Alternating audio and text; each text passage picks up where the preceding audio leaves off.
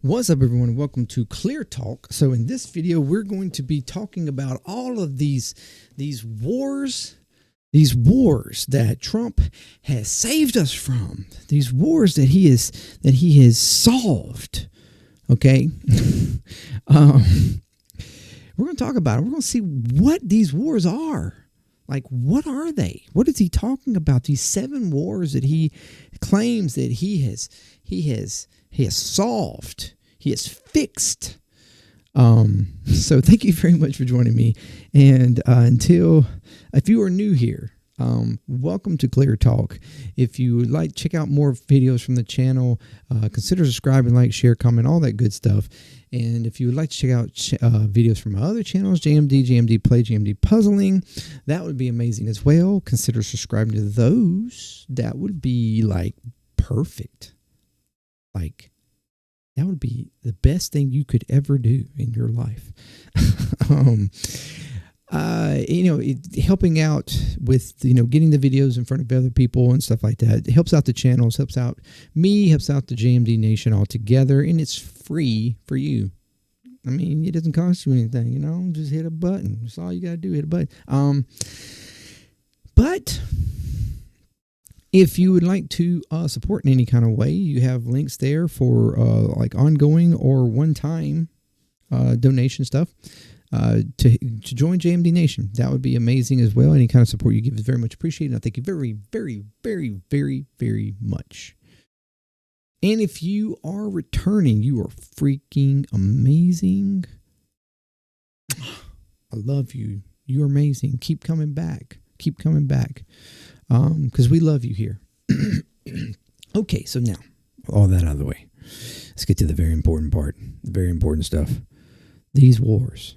I mean, Trump has claimed over and over and over again here lately that he has solved, he has prevented, he has fixed, he has stopped decades-long wars. And he should be given the Nobel Peace Prize for all of this. Because he's just the peacemaker in charge. He is the world savior, and he knows all. He knows everything. He was right about everything, as we know. So what is this? Okay, one. Let's just get to this. Just list them. Let's list them. 1, India and Pakistan. 2, Israel and Iran. 3, Egypt and Ethiopia. 4, Thailand and Cambodia. 5, Serbia and Kosovo.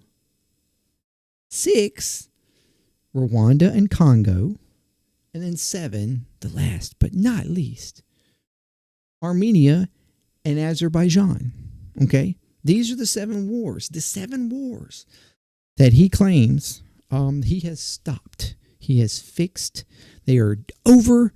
They are done. Peace is forever. Peace is there. It is. There's no more war. All right. Number 1, India and Pakistan. Now, what we know there is that you had this conflict, which has been an ongoing conflict over territory and along the border of Pakistan and India. They've always had some little skirmishes here and there and stuff. But we know that they had these, some breakout of some missiles and stuff go on. And the big thing was Trump went in. This conveniently happened while he was in his tariff war with everybody. And so he went in. He's claimed that he went in. He did the tariff deal saying, look, y'all either stop this war, y'all stop shooting each other, or I'm going to hit y'all with tariffs. Like tariffs you can't come back from. But if you'll stop, then we can make tariff deals and everybody will be good. Let's solve this through the love of tariffs. That's his claim, is that he stopped this war because he went in with the tariff deal, and that's what ended it. Now, there are conflicting opinions on this. Now, Pakistan, they are fairly fairly decent allies with us to a degree. They claim that that is exactly what happened. Trump came in and did the deal, and he should be given the Nobel Peace Prize. India, on the other hand, India said that no, Trump did not do anything to do with this. Well, the claim is Marco Rubio actually went in and did it. But nevertheless, Trump takes credit for everything. So, fuck you, Marco.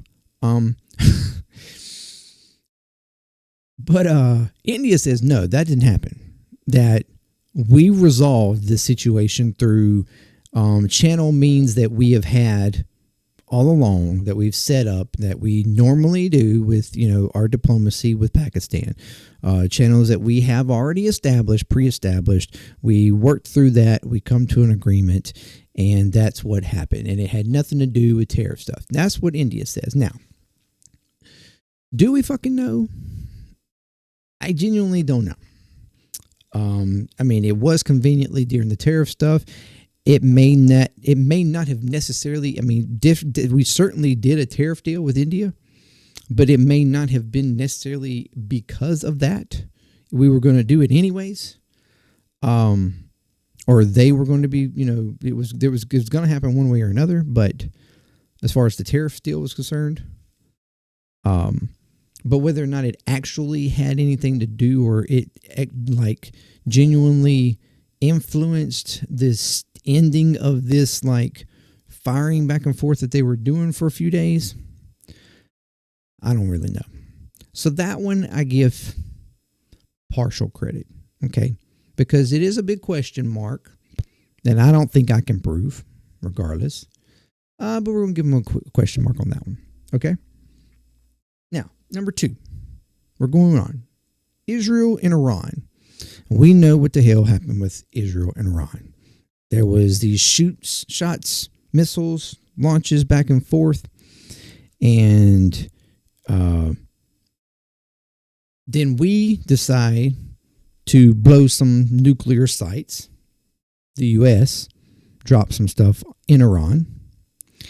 And then Iran did some attacks in Qatar on some U.S. stuff. And then everybody just like, okay, are we done? Are we done? Are we done? Like, is this the last bit of it? It was just that quarter like, anybody else going to shoot? And then all of a sudden, everybody's like, Israel said, we won. Iran said, we won. And U.S. said, well, we actually did it, but okay, sure, whatever. It's over. We got a ceasefire, man. We got a ceasefire. So to the degree that you claim that you stopped a war there, that's still questionable because there's still hostilities going on. Israel is still provoking everybody around them.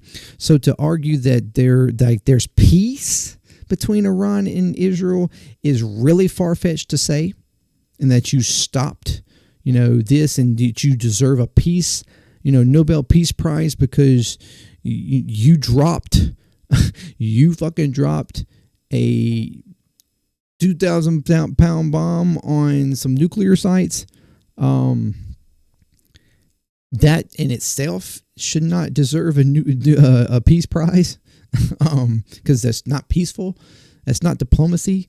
And we were not even attempting apparently to really do diplomatic means. We still don't try to do diplomatic means, or we actively seem to move goalposts and everything to ruin diplomatic means along with Israel for Israel, with any kind of diplomacy Israel tries to give, or any type of diplomacy that we're trying to work out with anyone that Israel has a problem with. So that one, I don't really give you credit for that, Trump, because Israel is still provoking everybody over there. There is not peace in the Middle East. Now, right now, yes, there are no military actions directly going between Israel and Iran, but that does not mean there's peace.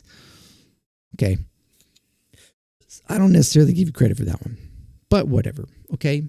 You make that decision. You, the viewer, you who are watching, you make that decision. You tell me whether or not you think that is stopping a war. All right. Number three.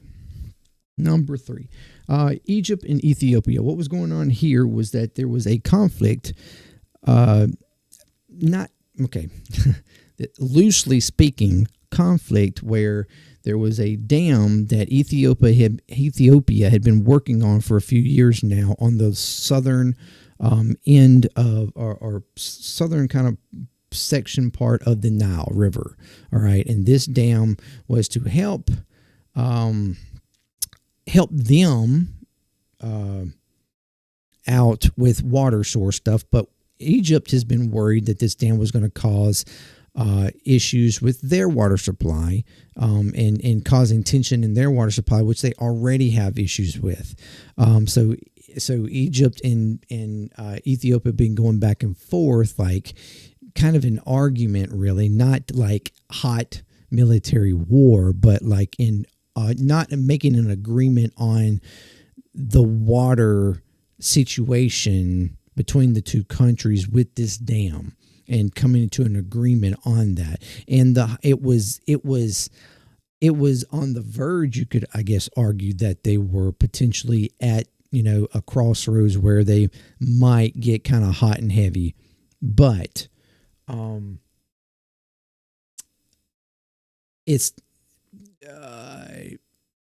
but Trump apparently tried to, or the Trump administration claims that they brought Egypt and Ethiopia to the table and made an agreement and stopped this war, which was not even a war. There's no actual hot conflict really going on, to my understanding whatsoever.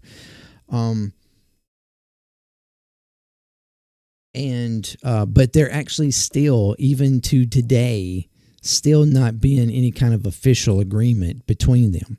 So this is really a non-conflict conflict that Trump claims that he has stopped and he has solved, but it's still not solved. There's still tension there. There's been no official agreement made. So no, this is not in any way, form, you stopping a war. So 0 on that one. Thailand and Cambodia, number 4. What we had going on here was, okay, you have Thailand, Cambodia is right below them. There is disputed land between at their borders, mostly around some old temples that are in the area. That's been going on for decades. These old temples that are around the border, on the border, there's like dispute of who owns what and what and blah blah blah blah. This has been going on for decades, or for quite a while.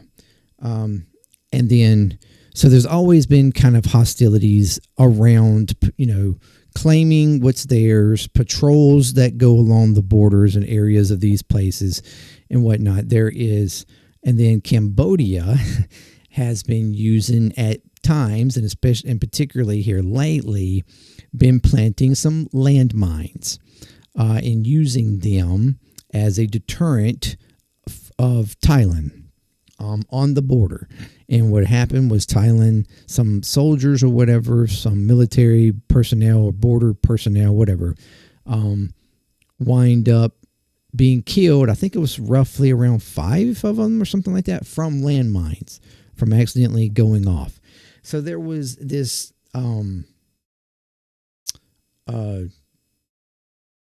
deal. Okay, when this started happening, they went at it for, I think, around 5 days roughly or something. Trump's administration brought them to the table again, or brought them to the table over the tariff, because this is another conflict that happened conveniently for Trump during his tariff war area. And so he was there again, just like he did with India and Pakistan, allegedly, brought Thailand and Cambodia made threats of tariffs on them, that if they didn't stop the conflict, if they didn't stop fighting each other, that they were going to be hit with these massive tariffs. And while Cambodia didn't seem to be, I mean, they were bothered, but they didn't seem to be quite as bothered as Thailand from what I could see. Thailand was really scared of it because it was going to really, it could potentially really hurt their economy. So they quickly came to the table like, okay, yes, we'll stop. Just please don't give us, these high tariffs, because it would really could hurt our economy. And so they made a deal, but since that deal, there are still tensions going on around the border. And I think there was even potentially another incident with some mines or something, or there's still this concern of Thailand because of the use of the landmines from Cambodia. There's still tension going on the border, so there's technically still not peace, even though, yes, there is somewhat of a deal that's wrapped around tariffs to not like hot war attack each other. There's still tension going on there, so there's no peace. Peace is not there. So to the point that you could argue this was a war, and the fact that there is no peace, I still once again give you kind of like a 50% there, because it's not solved. It's not fixed. This issue, the initial issue is still there. You didn't fix it. You just kind of put you kind of forced a Band-Aid on it.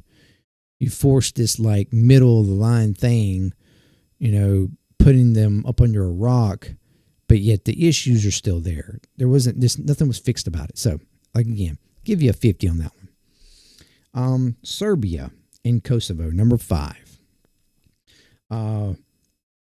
You have this is not even, he claims, okay, the claim big on here is that all of these 7 wars have been in the 7 months that he was has been in this administration, this second Trump 2.0. That's his argument, is that these 7 wars he has solved within this 7 months. That's his argument. Serbia and Kosovo, this actually is from his first administration. This has nothing to do with this administration. In Kosovo and Serbia, there was these 2 areas are like in conflict over ethnic and religious reasons. You have, I want to say, one or the other is like highly a kind of a version, I think, of Christianity. The other one is like a potential like Muslim and something else version. I don't know. I can't remember exactly which one's which. But anyway, there's ethnic and religious differences, and that causes the tension between these 2 countries, from what I can tell. This was an agreement back in 2020 that Trump's administration, first administration, kind of did with them to calm, have them come to the table, make a deal that, to stop at that time conflicts that were going on over the borders at each other, and fighting that was going on. And so that technically was a deal that, a peace deal of argument that he did in 2020. But once again, conflict still continues between the 2 countries to this date. And so far in this second administration, his administration has not gave any like concern whatsoever to the area. So again, for his arguments of current, and even to argue the first time, there's still no peace. And so this is not solved. All right. This was not even a current war that he supposedly solved. So this one also not going to give you. Okay. Number 6. We're getting there. Number 6, Rwanda and Congo. This is the big conflict. This is the conflict that's been going on for a long time. And you have Congo is massive. You have Rwanda's a little bitty ass section, little bitty ass country right to the side of them. But they always have had conflict with each other, apparently for years, over potential like territory arguments, and then did like issues also with some, I think some also potential like ethnic or religious issues there too, potentially.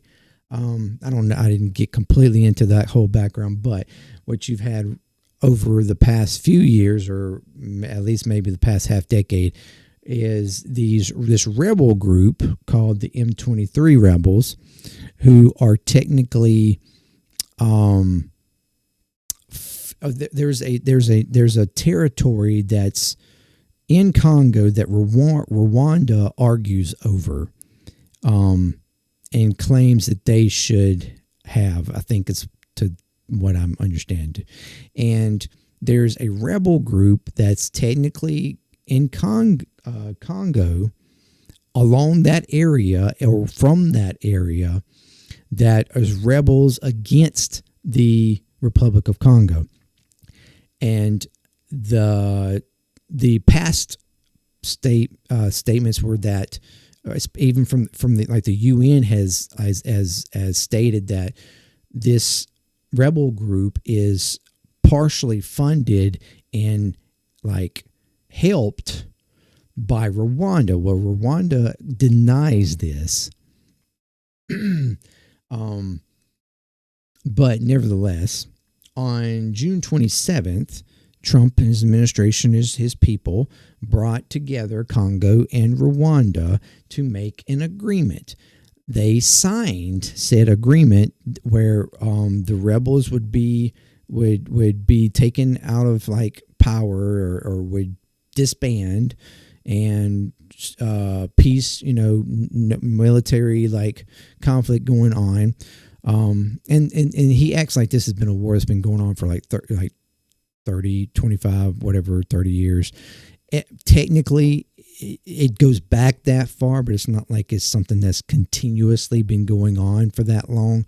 It's like skirmishes here and there that, but it technically hasn't like solidly been going on that long. Anyways, so they signed the agreement on June 27th, and but since then, the M23 rebel group has done other attacks, supposedly also with the assistance of a Rwanda, like military group or whatever, security group or something. So with the assistance from a group of Rwanda, did some attacks that killed some people. So attacks still continue. So technically, even though there was an agreement signed, signing an agreement doesn't necessarily mean shit is solved. And once again, shit's not solved. It's not fixed. There's still stuff going on, still attacks going on. So technically, there's no peace. Okay? So, sorry, but Trump, you don't get this one either. Just because an agreement was signed, unless both parties agree and stay to that agreement. Okay, this is some of that Israel agreement shit, where, Israel will agree to a ceasefire with somebody, but then they keep attacking and doing shit anyway. And then it's not, nothing said about it until the other one finally, makes an attack because they get fed up with it. And then, oh shit, the agreement's been broken. No, motherfucker, you've been breaking it the whole time. So I'm sorry. Anyways, that was a tangent, but, so no, Rwanda and Congo, you do not get that. I mean, Trump, you do not get that. And the last, 7, Armenia and Azerbaijan. Again, this is a conflict over a group, area that is actually, in Azerbaijan.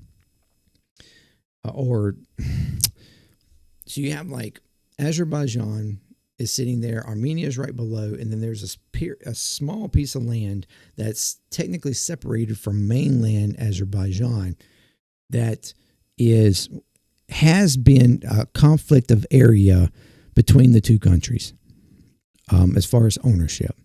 At times, Armenia seems to have had control. The people that live in the area consider themselves Armenian. But recently, in the area is called Nagorno Karabakh or something like that. It's like a slash, whatever, two-name thing.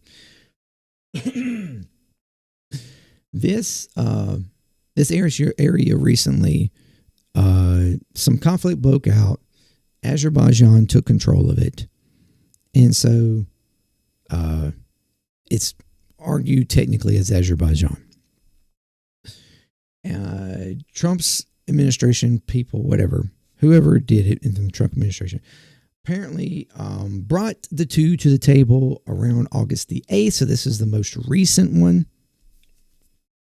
And to come to an agreement of to make an agreement. Trump claims that there has been an agreement made and that there's peace. That was a war that he stopped. But both Armenia, I think, and Azerbaijan state, their leadership state that this is not a final agreement. No final agreement has been signed. That August 8th was an initial coming together to talk about, to make negotiations and talk about an agreement, to initiate an agreement. But an actual agreement has not been reached. So there is still conflict, disagreement over the situation. Final agreement has not been signed. So therefore, there's still no peace here.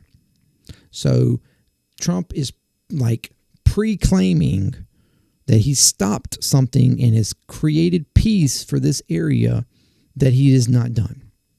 So again, he does not get this.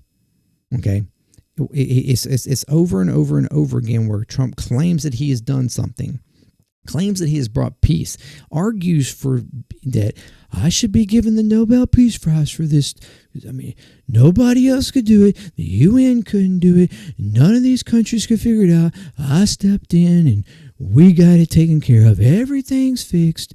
I'm the peacemaker.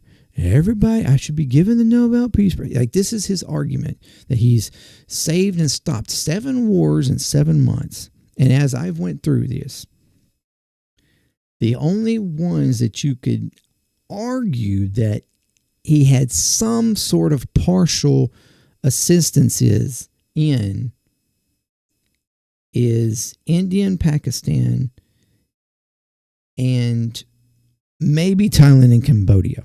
Although technically tensions are still going on there. Tensions are still going on with Israel and Iran. There's no agreement between Ethiopia and Egypt, although that wasn't even a war. He's claiming a war that wasn't a war. Serbia and Kosovo, that wasn't even in the last 7 months. That was a part of 2020. And there's still there's still no peace there. Rwanda and Congo, that one, that's the only one he could also maybe could argue that he did at least a temporary peace on, but the rebels have continued to attack and kill people there. So therefore, that one's still no peace. And Armenia and Azerbaijan, as we just stated, there's no final agreement on that. All of these it's places that he claims that he has stopped a war, he has not done. So he only technically gets partial credit for maybe 2 of them, 3 at best, but that's just barely partial. There's still tensions. There's no peace. There's no peace with any of the 7. None of the 7 that he claims that he stopped wars in have peace. There's still tension. There's still conflict going on. Now, there might not be any hot and heavy artillery going at each other outside of maybe Rwanda and Congo, still having some skirmishes, and potentially even Thailand and Cambodia. But these were not technically wars to begin with. They were some conflicts. there were some hostilities, there were some missiles or shooting going on between them. But even so, to argue that you have to the point, you could give him credit for at least temporary pausing, causing some temporary pause. But to any point that he argues that he has brought peace to those regions, that is all false. There isn't peace with them. He doesn't deserve a Nobel Peace Prize for any of this, especially not Israel and Iran, when we are continuing to fund a genocide and back and defend a country committing a genocide. And we also can't be, arguing, he can't be arguing for a Nobel Peace Prize when he's bombing Venezuelan boats, which there's been multiple of them now, starting conflicts with Venezuela. He's argued for conflicts towards cartels in Mexico. He's been arguing against, Canada in the past, arguing to take Greenland. He's, we bombed Iran ourselves. I mean, there's so many different things. You cannot in any way argue that this man should deserve a Nobel Peace Prize. Not on any of that, and certainly not on this list of 7 that he keeps claiming that he stopped, because he didn't. So, thank you for joining me. Let me know what you think about each one of these. Look into them yourselves. I urge you, go look for yourself. Read up on each one of them. The conflict, what's going on with what Trump, to any degree, in his administration had anything. Trump didn't do shit. It's just argued that much. His administration may have, a couple of members of administration may have attempted some stuff, but whatever. Nevertheless, Trump gets all the credit. To what degree Trump and his administration did any assistance in temporarily pausing anything, and what you think he should be given credit for. So thank you very much for joining me, and till next time, peace. Clear Talk with love. I'm out. Peace. Nobel Peace Prize. What the fuck?